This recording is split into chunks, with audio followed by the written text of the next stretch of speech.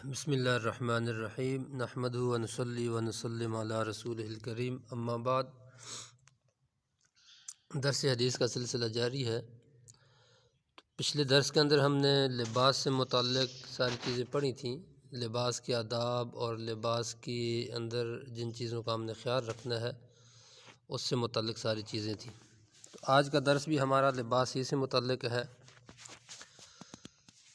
تو لباس کے اندر اس چیز کا بھی خیال رہے، خاص طور پر خواتین حضرات کے لیے، کہ عورتیں ایسا باریک کپڑے نہ پہنیں جس میں سے بدن چھلکے، اور نہ ایسا چست لباس پہنیں جس میں سے بدن کی ساخت اور زیادہ پرکشش ہو کر نمایاں ہو، اور وہ کپڑے پہن کر بھی ننگی نظر آئیں، ایسا باریک لباس نہ پہنیں، کیونکہ نبی کریم صلی اللہ تعالیٰ علیہ وسلم نے ایسی عورتوں کو عبرتناک انجام کی خبر سنائی ہے۔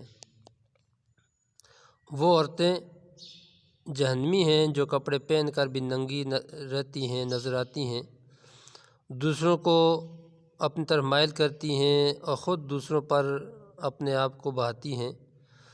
ان کے سر ناز سے بختی اونٹوں کے کوہانوں کی طرح ٹیڑھے ہیں۔ یہ عورتیں نہ جنت میں جائیں گی اور نہ جنت کی خوشبو پائیں گی، حالانکہ جنت کی خوشبو بہت دور سے آتی ہے۔ یہ حدیث پاک ریاض الصالحین کے اندر منقول ہے۔ ایک بار اسماء رضی اللہ تعالیٰ عنہ باریک کپڑے پہنے ہوئے نبی کریم صلی اللہ تعالیٰ وسلم کی خدمت میں حاضر ہوئیں۔ وہ سامنے آئیں تو آپ صلی اللہ تعالیٰ علیہ وسلم نے فوراً منہ مبارک اپنا پھیر لیا اور فرمایا کہ اسماء، جب عورت جوان ہو جائے تو اس کے لیے جائز نہیں ہے کہ منہ اور ہاتھ کے علاوہ اس کے جسم کا کوئی حصہ نظر آئے، اور اس کا بھی خیال رہے کہ تہہ بند اور پائجامہ وغیرہ پہننے کے بعد بھی ایسے انداز سے اور لیٹنے اور بیٹھنے سے بچیے جس میں بدن کھل جانے کا زیادہ اندیشہ ہو، کیونکہ نبی کریم صلی اللہ تعالیٰ علیہ وسلم کا ارشاد ہے کہ ایک جوتا پہن کر نہ چلا کرو، اور تہہ بند میں ایک زانو اٹھا کر نہ بیٹھو، اور بائیں ہاتھ سے نہ کھاؤ، اور چادر پورے بدن پر اس انداز سے نہ لپیٹو کہ کام کاج کرنے یا نماز وغیرہ پڑھنے میں ہاتھ نہ نکل سکیں، اور نہ چت لیٹنا، اور نہ چت لیٹ کر ایک پاؤں کو دوسرے پاؤں پر رکھو۔ اس طرح بھی ستر پوشی میں بے احتیاطی کا اندیشہ ہے۔ لباس میں خصوصاً عورتیں اور مرد ایک دوسرے کا سا رنگ ڈھنگ نہ اختیار کریں، مشابہت ایک دوسرے کی نہ اختیار کریں، کپڑوں کے اندر بھی ایسا ہی ہو۔ نبی کریم صلی اللہ تعالیٰ وسلم کا ارشاد ہے کہ خدا نے ان مردوں پر لعنت فرمائی ہے جو عورتوں کا سا رنگ ڈھنگ اختیار کریں، اور ان عورتوں پر بھی لعنت فرمائی ہے جو مردوں کا سا رنگ ڈھنگ اختیار کرتی ہیں۔ امام بخاری رحمۃ اللہ علیہ نے اس حدیث کو نقل کیا ہے۔ اور حضرت ابو ہریرہ رضی اللہ تعالیٰ عنہ فرماتے ہیں کہ نبی کریم صلی اللہ تعالیٰ علیہ وسلم نے اس مرد پر لعنت فرمائی ہے جو عورتوں کا سا لباس پہنے، اور اس عورت پر لعنت فرمائی ہے جو مردوں کا سا لباس پہنے۔ امام ابو داؤد رحمۃ اللہ علیہ نے اس حدیث کو نقل کیا ہے۔ ایک بار حضرت امی عائشہ صدیقہ رضی اللہ تعالیٰ عنہ سے کسی نے ذکر کیا کہ ایک عورت ہے جو مردوں کے سے جوتے پہنتی ہے، تو آپ صلی اللہ تعالیٰ علیہ وسلم نے فرمایا کہ رسول اللہ صلی اللہ علیہ وسلم نے ایسی عورتوں پر لعنت جو ہے وہ فرمائی ہے جو مرد بننے کی کوشش کرتی ہیں۔ خواتین دوپٹہ اوڑھے رکھنے کا اہتمام بھی کریں، اور اس سے اپنے سر اور سینے کو چھپائے رکھیں۔ دوپٹہ ایسا باریک نہ ہو جس سے سر کے بال نظر آئیں۔ دوپٹے کا مقصد ہی یہ ہے کہ اس سے زینت کو چھپایا جائے۔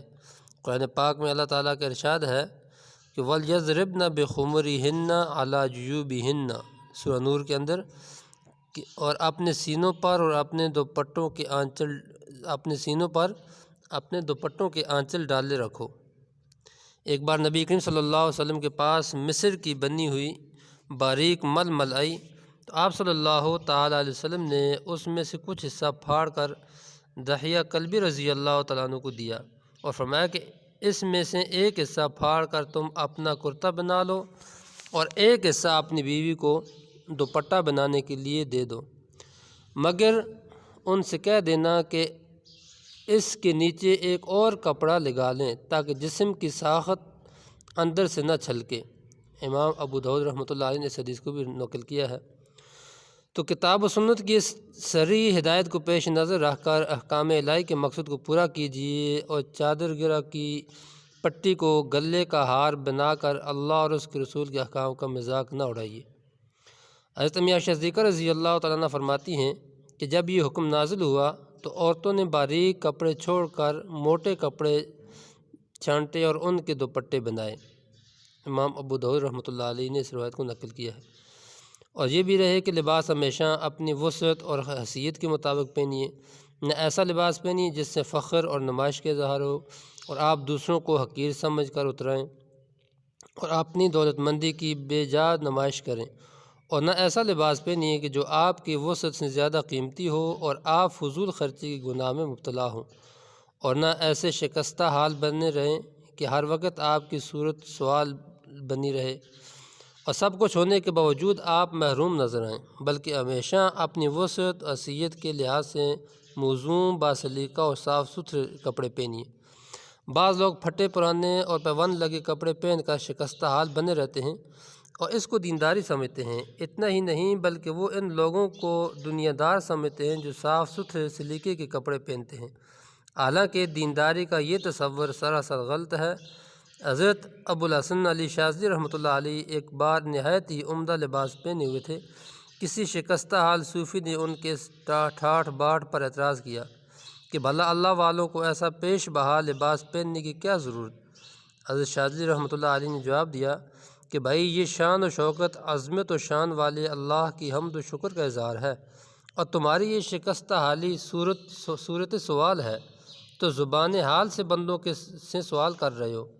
دراصل دینداری کا انحصار نہ پھٹے پرانے پیوند لگے گھٹیا کپڑے پہننے پر ہے اور نہ لباس فاخرہ پہننے پر۔ دینداری کا دار و مدار ہے، آدمی کا دار و مدار اس کی نیت اور صحیح فکر پر ہے۔ صحیح بات یہ ہے کہ آدمی ہر معاملہ میں اپنی وسعت اور حیثیت کا لحاظ کرتے ہوئے اعتدال کی روش رکھے، نہ شکستہ صورت بنا کر نفس کو موٹا ہونے کا موقع دے اور نہ رزق بر لباس پہن کر فخر اور غرور دکھائے۔ حضرت ابو الاحوص رحمۃ اللہ علیہ کے والد اپنا ایک واقعہ بیان فرماتے ہیں کہ ایک بار میں نبی کریم صلی اللہ تعالیٰ علیہ وسلم کی خدمت میں حاضر ہوا۔ اس وقت میرے جسم پر نہایت ہی گھٹیا اور معمولی کپڑے تھے۔ آپ صلی اللہ تعالیٰ علیہ وسلم نے پوچھا، کیا تمہارے پاس مال و دولت ہے؟ میں نے کہا جی ہاں۔ دریافت فرمایا، کس طرح کا مال ہے؟ میں نے کہا خود اللہ تعالیٰ نے مجھے ہر قسم کا مال دے رکھا ہے، اونٹ بھی ہیں، گائے بھی ہیں، بکریاں بھی ہیں، گھوڑے بھی ہیں اور غلام بھی ہیں۔ آپ صلی اللہ تعالیٰ علیہ وسلم نے فرمایا کہ جب اللہ تعالیٰ نے تمہیں مال و دولت سے نواز رکھا ہے تو اس کے فضل و احسان کا اثر تمہارے جسم پر ظاہر ہونا چاہیے۔ مشکوٰۃ شریف کا یہ حدیث منقول ہے۔ تو اس حدیث کا مطلب یہ ہے کہ جب اللہ تعالیٰ نے تمہیں سب کچھ دے رکھا ہے تو پھر تم نے ناداروں اور فقیروں کی طرح اپنا حلیہ کیوں بنا رکھا ہے؟ یہ تو اللہ تعالیٰ کی ناشکری کے اندر آتا ہے۔ حضرت جابر رضی اللہ تعالیٰ عنہ فرماتے ہیں کہ نبی کریم صلی اللہ تعالیٰ علیہ وسلم سے ایک مرتبہ ملاقات کی غرض سے ہمارے یہاں تشریف لائے تو آپ صلی اللہ تعالیٰ علیہ وسلم نے ایک آدمی کو دیکھا جو گرد و غبار میں اٹا ہوا تھا اور اس کے بال بکھرے ہوئے تھے۔ آپ نے فرمایا، کیا اس آدمی کے پاس کوئی کنگھا نہیں ہے جس سے یہ اپنے بالوں کو درست کر لیتا؟ اور آپ نے ایک دوسرے آدمی کو دیکھا جس نے میلے کپڑے پہن رکھے تھے۔ آپ صلی اللہ تعالیٰ علیہ وسلم نے ارشاد فرمایا، کیا اس آدمی کے پاس وہ چیز بھی نہیں جس سے یہ اپنے کپڑے دھو لیتا؟ مشکوٰۃ شریف کا یہ حدیث نقل کی گئی ہے۔ ایک شخص نے نبی کریم صلی اللہ تعالیٰ علیہ وسلم سے کہا کہ یا رسول اللہ صلی اللہ تعالیٰ علیہ وسلم، میں چاہتا ہوں کہ میرا لباس نہایت عمدہ ہو، سر میں تیل لگا ہوا ہو، جوتے بھی نفیس ہوں۔ اسی طرح اس نے بہت سی چیزوں کا ذکر کیا، یہاں تک کہ اس نے کہا میرا جی چاہتا ہے کہ میرا کوڑا بھی نہایت عمدہ ہو۔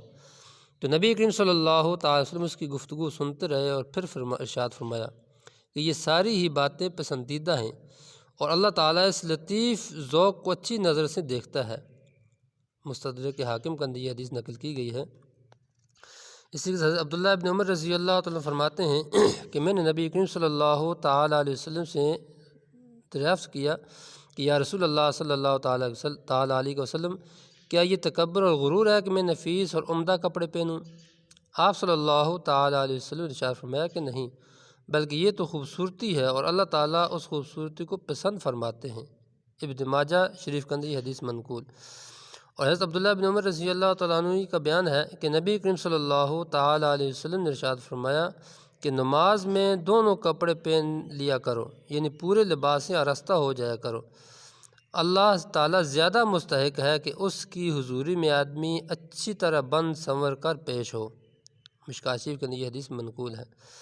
اور ایسے ہی حضرت عبداللہ بن مسعود رضی اللہ عنہ کا بیان ہے کہ نبی کریم صلی اللہ تعالیٰ علیہ وسلم نے یہ بھی ارشاد فرمایا کہ جس کے دل میں ذرہ بار بھی غرور ہوگا وہ جنت میں نہ جائے گا۔ ایک شخص نے کہا کہ ہر شخص یہ چاہتا ہے کہ اس کے کپڑے عمدہ ہوں، اس کے جوتے عمدہ ہوں۔ نبی کریم صلی اللہ تعالیٰ علیہ وسلم نے ارشاد فرمایا کہ اللہ تعالیٰ خود صاحب جمال ہے اور جمال کو پسند کرتا ہے، یعنی عمدہ نفیس پہننا غرور نہیں۔ غرور تو دراصل یہ ہے کہ آدمی حق سے بے نیازی برتے اور لوگوں کو حقیر اور ذلیل سمجھے، یہ غرور ہے۔ امام مسلم رحمۃ اللہ علیہ نے اس حدیث کو نقل کیا ہے۔ تو یہ وہ ساری چیزیں ہیں جو لباس سے متعلق نبی کریم صلی اللہ تعالیٰ علیہ وسلم نے ہمیں یہ ساری چیزیں دی ہیں۔ لہذا نبی کریم صلی اللہ علیہ وسلم کی ان تعلیمات کے مطابق ہم اپنی زندگی کو بنائیں، اور لباس کے یہ سارے آداب ہماری زندگی کے اندر اگر ہوں گے تو بہترین زندگی ہماری گزرے گی، اور نبی کریم صلی اللہ علیہ وسلم کی تعلیمات کے مطابق جب زندگی ہم گزاریں گے تو اللہ تبارک و تعالیٰ دنیا کے اندر بھی راضی ہوں گے اور آخرت کے اندر بھی اللہ تبارک و تعالیٰ ہم سے راضی ہوں گے۔ تو اللہ تبارک و تعالیٰ کے ان انعامات جتنی بھی نعمتیں ہیں، لباس بھی ان میں سے ایک نعمت ہے، تو اس نعمت کا ہم کیا کریں؟ شکر ادا کریں، نہ شکری نہ کریں۔ اللہ تعالیٰ عمل کرنے کی توفیق